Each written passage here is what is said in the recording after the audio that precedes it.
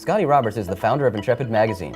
He's also a historian and theologian who has researched and written about possible evidence in the early books of the Bible that could support the ancient alien theory. Maureen and I will talk with Scotty about this. We'll also discuss an Armada of UFOs filmed over Melbourne, a recent substantial donation to the SETI Institute, and other space and UFO news right now on Spacing Out.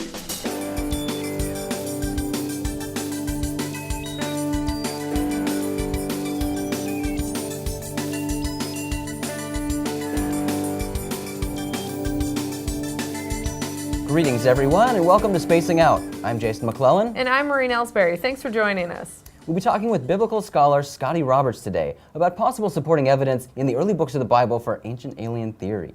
But before we get to that, let's talk about what's in the news. On November 11, 2012, a witness captured infrared camera footage of what he refers to as an armada of UFOs over Melbourne, Australia. The footage was recorded before noon in the Melbourne suburb of Moonee Ponds using a Samsung SDC 435 security camera with a 950 nanometer infrared or IR filter on the lens. The International Business Times describes, what the video shows is a strange formation of hovering lights, among others. The lights come in groups without a particular motion pattern. At least one frame features countless lights moving rather slowly relative to the others. The witness reports that there were 5 groups of these UFOs that appeared approximately 10 minutes apart from each other. The video posted to YouTube by the witness is reportedly the most significant of these 5 groups. A few lights in the video shoot across the screen at incredible speeds and fly in erratic patterns. These are most likely bugs, but most of the lights that appear in the video move in a straight line, move at steady speeds, and do not alter their course at all. The incredible volume of lights in the sky at the same time is unusual, and the fact that the objects were reportedly not visible with the naked eye adds to the mystery. But the behavior of these lights is consistent with conventional aircraft, and there are several airports in the vicinity, including a military base. Franklin Antonio, co-founder and chief scientist of communication giant Qualcomm, donated a large sum of money to improve the search for life on other planets. On Wednesday, November 14th, the SETI Institute announced that Antonio's $3.5 million donation will be used to double the sensitivity of the antenna feed from the Allen Telescope Array, a network of 350 telescopes in Hat Creek, California. KPBS explains that the telescopes are generally aimed toward stars where the existence of planets have been deduced by Earth-bound astronomers and through the use of the Kepler telescope. The SETI Institute will reportedly name the new antenna feed after Franklin Antonio to thank him for his generosity. But because the Institute relies completely on private funding, they will continue running fundraising campaigns to help support the search for extraterrestrial intelligence. On November 5th, 2012, Adrian Musat recorded video of a UFO hovering over the forest area of Cluny Wood, north of Perth, Scotland. The Courier reports that Musat, who lives in the Walker Court neighborhood, first observed the bright object from his living room window at approximately 7:30 a.m. He saw the UFO again at approximately 5:30 p.m. that evening. But this time, the object emitted pulsating light. He estimated the flashing UFO was approximately 5 meters wide and claims the object's colors were constantly changing. Musat took his video to the Courier, then subsequently sent a copy to the British UFO Research Association, or BUFORA.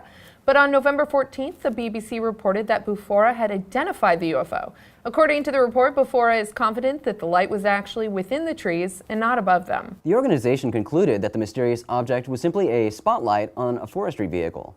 According to the BBC, the Forestry Commission has confirmed it had tree felling operations underway in the woodland at the time. The Scotsman reports that the Forestry Commission Scotland spokesman said, "We had a team in that woodland doing harvesting at the time. They were using a cabin-mounted light as they were in the area before full light and after dark. They do a long shift." So last week we mentioned the discovery of another super-Earth planet. Well, this week, the discovery of a super-Jupiter planet called Kappa Andromeda b was announced. With a mass of about 13 times that of Jupiter, this enormous planet circles its star at nearly twice the distance that Neptune orbits our sun. The planet reportedly glows with a reddish color. Kappa Andromeda b was photographed by Japan's Subaru 8-meter telescope on the summit of Mauna Kea in Hawaii. And this planet is one among only a handful of alien planets that has been photographed. According to Space.com, these planets are difficult to image directly because their stars are always so much brighter and outshine any planets. Describing the imaging process, Space.com explains, to capture this picture, astronomers looked in infrared light and used a technique to hide the glare from the star in order to reveal a relatively faint dot of light from the planet. The discovery of Kappa Andromeda b will be published in the upcoming issue of the Astrophysical Journal Letters. Several residents in Cape Coral, Florida witnessed strange lights in the sky during the Coconut Festival on Saturday Saturday, November 10th. Witnesses provided video and verbal testimony to local station Fox 4. One witness described, "It was bright red and we saw about 15 of them going straight through the sky. I don't know what it was." Fox 4 contacted Peter Davenport, director of the National UFO Reporting Center, who informed the station that similar clusters of red, orange, or yellow or amber fireballs had been reported across the United States that same night. But on Monday, November 19th, ABC affiliate News 10 aired a story in which they asked the Florida State Section Director of the Mutual UFO Network, Morgan Beale, to share his opinion on the strange lights over Cape Coral. Based on video of the unidentified lights, paired with the initial witness testimony, Beale suggested the objects could have been sky lanterns or Chinese lanterns as they're also known, but he is continuing to investigate. So Maureen, what do you think about these Florida UFOs? I mean, I've only seen select footage of this, the stuff that was shown to Morgan Beale, but apparently there was stuff from all over the country with similar lights that night. Right, and this is interesting because I'm tempted to agree with Morgan on this and say that most likely the behavior was simply Chinese lanterns. However, I have no idea, I don't have any background of the reports that were all over the country. Right. But, it's the holiday season. I mean, this is when a lot of those lanterns are launching off. So I wouldn't be surprised to see that reflective across the country. Yeah, I agree with you. And, kudos to Morgan. And Morgan, we've had him on the show before. We've mentioned he does a really good job with investigating, and that's what he wants to do. He wants to find the truth. He doesn't want to, force his ideas or anything. He's looking, he's investigating. So based on simple video and the initial testimony, he hadn't talked to anybody himself, but based on that, he offered an opinion, but he was very careful to say, now this is just my opinion, not really based on anything except this video you're showing me. Right, not ruling anything out yet because right. we don't have enough information, but it's looking to point in that direction. Yeah, certainly. That's what it's consistent with Chinese lanterns, and that number, the behavior of the lights going out, it's most likely that, but he's continuing to investigate, and that's great. Mm-hmm. And talking about videos where there might be a conventional explanation, but we're not sure of, what do you think of the Melbourne UFO? The Melbourne one is interesting, and it'd be great to get more information on it, like with the direction the camera's pointing, and really, something that struck me and I'd like to know is if there were military operations going on at the time, because although there are so many lights in the sky at the same time that you see, military operations do occasionally have several aircraft in the sky coming back to an Air Force base, and as we mentioned, there is an Air Force base around there as well as other airports. But the lights are very consistent, in my opinion, to just normal aircraft flying in the sky. They fly in a straight line, they don't move, they all look identical, basically. Well, I completely agree with you, and I think that we've seen these during the day before as well, during naval bases, or not naval, Air Force bases, where you have all these different lights coming in at once. And the only thing that kind of is curious to me again is that it was at noon and he said he couldn't see anything with his naked eye, which could be consistent with, was there cloud cover? And that's something else we need to know. It was IR photography, so that can change the image as well. Sometimes with IR photography, you can see a little better through clouds, see things, the heat signatures that you wouldn't otherwise see. Not heat signatures, it's not a FLIR, I understand that, but with infrared spectrums that the particular filter is letting in, you can, with cameras, see things that you can't really see with your naked eye. Correct. So I think that there's a lot of different factors that we need to look at and come to before we sort of base an opinion on that. But I agree with you that it's really consistent with conventional aircraft movement. And yes, some of the planes, if they are planes, the lights I should say, are flying very close together, but you see that with smaller aircraft all the time. So I think a large fleet of military craft coming back from an exercise. Yeah. And the fact that there was 5 different segments of these 10 minutes apart could very well, and the military base even came forward and said, yes, we run those kind of drills frequently. What I think was interesting with this one, it's an interesting case in my opinion. It's great that the witness has come forward and been happy to answer questions about the type of camera he used and what time of day it was and things like that. It'd be great to get some more information, but just a couple extra details about this case make it interesting. Yeah. Like the IR and stuff. So definitely unanswered questions there. There's a possible explanation, but we don't really know. Yeah, we'll have to look into it further. Yeah, for sure. So let's talk about SETI for a second. We talk about SETI and the SETI Institute, the Allen Telescope Array. They've had financial problems lately. they rely 100% on donations. And there recently have been a lot of wealthy, well-known private donors funding this telescope array. Which I think is very interesting. $3.5 million. Well, and I forget the number. We've talked about this so many times, but the cost to operate it annually is just astronomical. Oh yeah, this covers a that's one thing to note. Yes, this donation is huge, but it covers such a small percentage of what it costs to operate this thing for a year. And I know a lot of people don't necessarily view SETI as a worthwhile, expenditure, thing to spend our money on. We're listening for radio frequencies from extraterrestrials who may or may not be out there, sending us signals we can detect. But at the same time, I think stories like this are important to point out because they show that there is interest in the general public in funding and in looking for extraterrestrial life and intelligent extraterrestrial life in the case of SETI. Right. You know, people like to claim that mainstream science, the mainstream public isn't interested in this at all. And while I'm of the opinion that money is better spent somewhere else, SETI is in the public eye. People know about SETI. They get a lot of press. So when these wealthy businessmen are looking to fund the search for extraterrestrial life, they go to SETI. And I think that's a step in the right direction. I think so too. And like you said, right now I'm so hyped on the space industry, private space industry, that I would probably, if I was very wealthy, throw my money in that direction. I'm with you. But I do respect SETI, and I think that hopefully one day we'll get some information back here. It's coming. Yeah. Well, that's what's in the news. It's now time for our interview with Scotty Roberts. Scotty is the founder and executive editorial director of Intrepid Magazine, a journal dedicated to politics, science, and unexplained phenomena. He's also a biblical scholar, an author, and a co-producer of the Paradigm Symposium, the event Maureen and I attended in Minneapolis back in October. We have a lot to talk about, so let's jump into our interview with Scotty Roberts. Scotty, we've really been looking forward to talking to you today. Thanks so much for being on the show. Oh, thanks for having me, guys. So you've done a lot of extensive studies of the Bible, both in your youth and today. And in your studies, have you found anything within Genesis to support the idea of ancient aliens? You know, that's the big question right there, because it's so interpretable. 30 years ago, when I was in my seminary studies, I would have given you a very different view of biblical things than I do now. But that's where my questions started. I had big questions about the Nephilim and the sons of God who bequeathed them with human women. And I remember asking my seminary professors, what is this passage at the beginning of Genesis 6, which is, by the way, the beginning of the flood story with Noah and the ark? And very few people know that the preamble to the flood story is the story of the sons of God came down and intermingled with the daughters of men and had children by them. And I would ask questions. Who are these sons of God? And who are the daughters of men?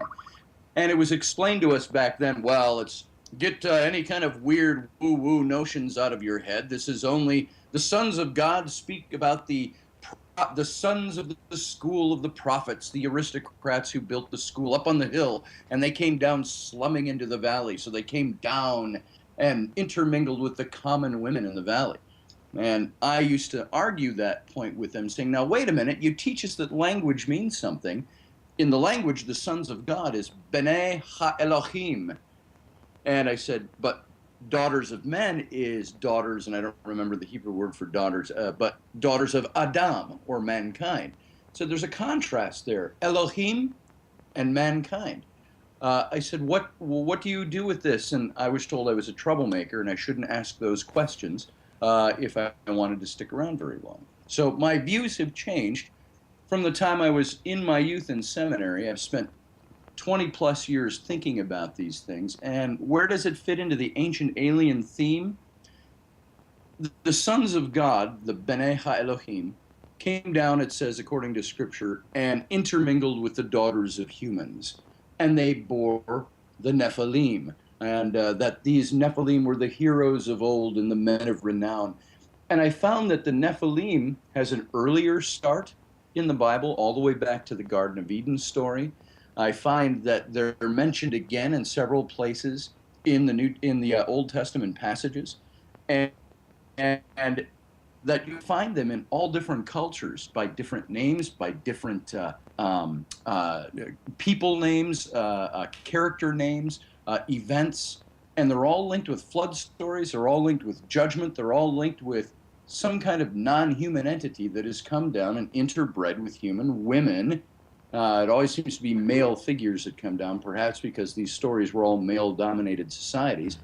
But they come down, intermingle with human women, and bequeath a hybrid race of some kind, and that there is some god or superior being that wants to wipe them out. So when you boil off all the religious stories, which there are over 600 of them in ancient and tribal, cultural, religious stories, you boil off all that dross, and you end up with a common thread that there has been some kind of interruption in the human race.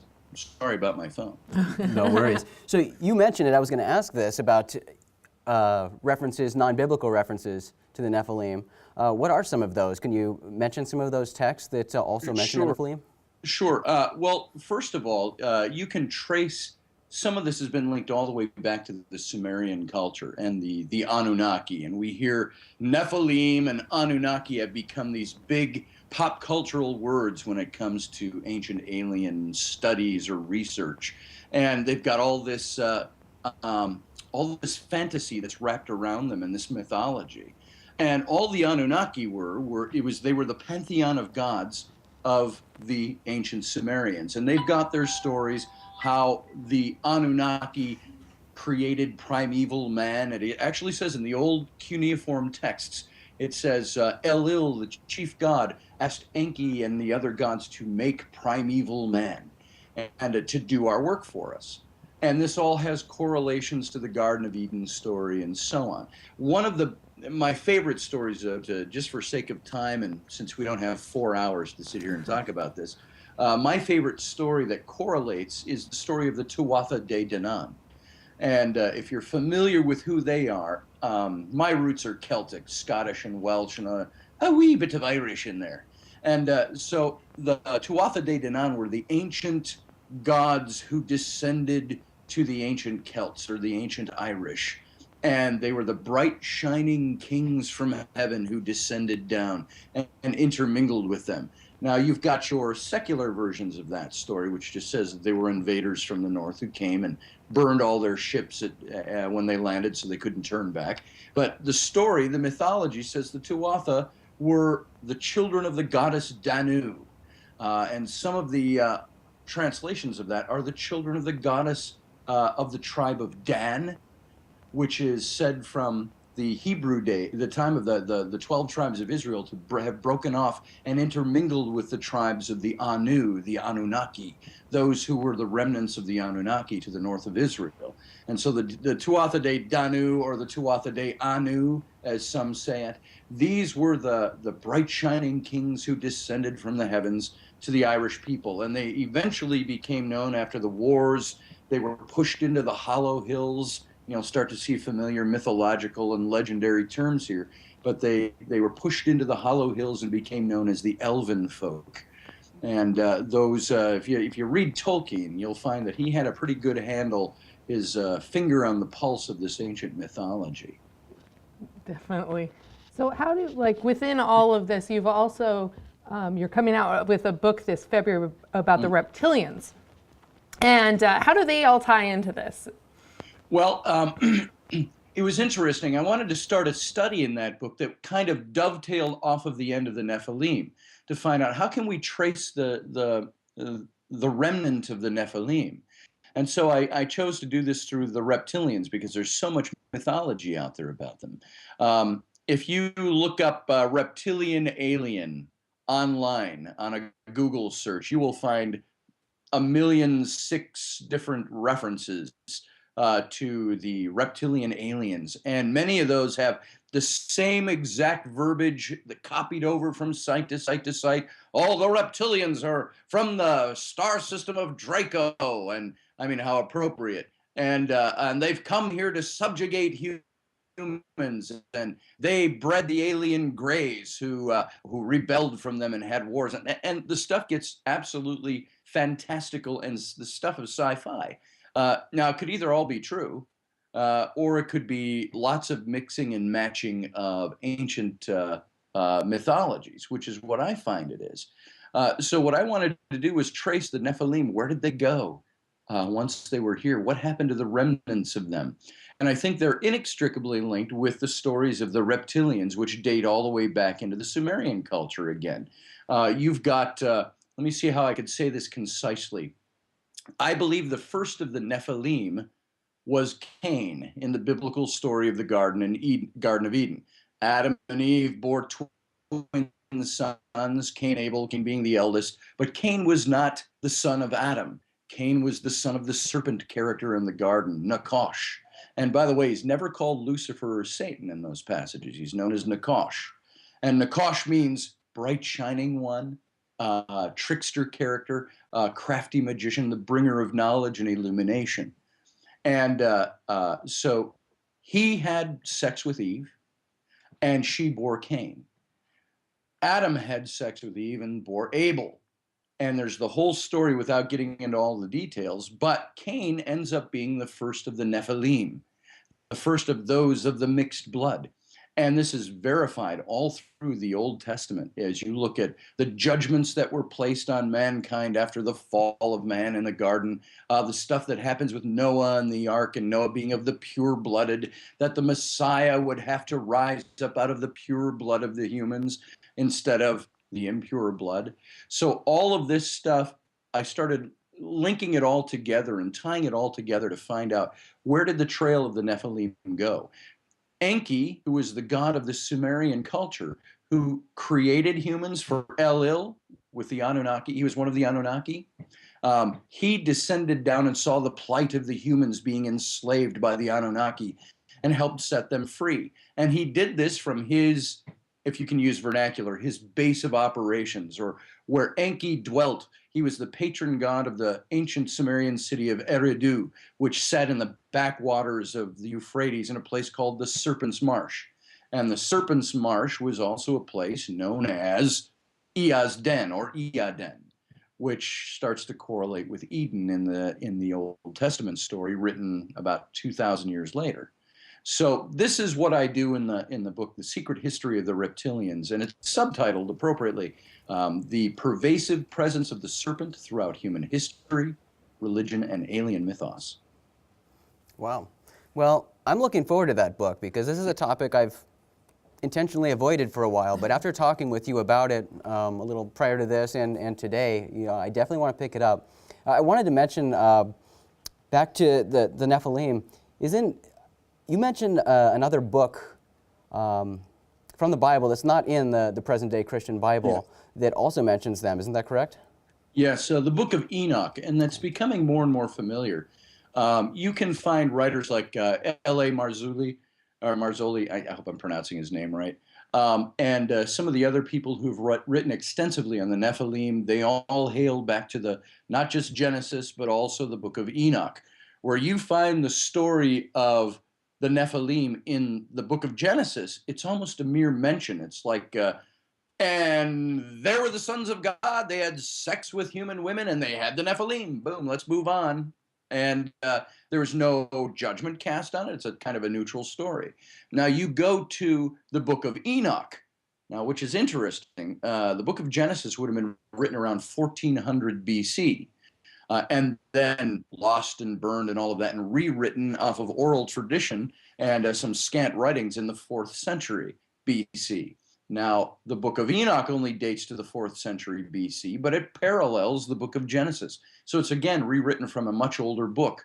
And you go to Enoch, and it talks about, it's got the same verbiage that you find in the Book of Genesis, except it expands from Genesis has 4 verses about the Nephilim and the sons of God, where Enoch has chapter after chapter after chapter talking about these beings. He refers to the sons of God as the Watchers.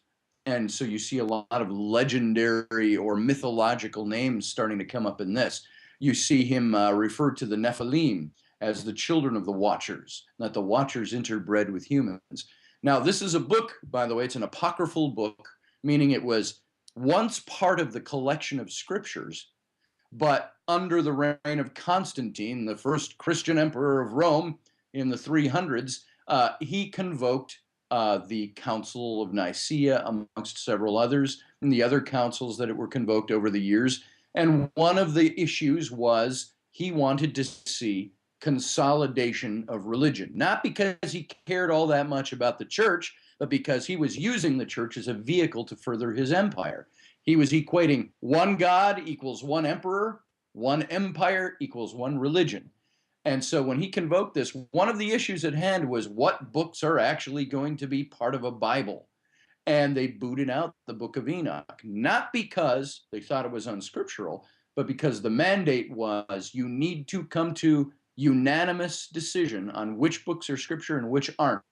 And they just couldn't come to a unanimous decision on that one, so they had to set it aside in the apocryphal books. And I kind of look at the Book of Enoch, by the way, as I do a lot of the Bible. When you really think about it, the Bible is kind of Lord of the Rings on religious crack.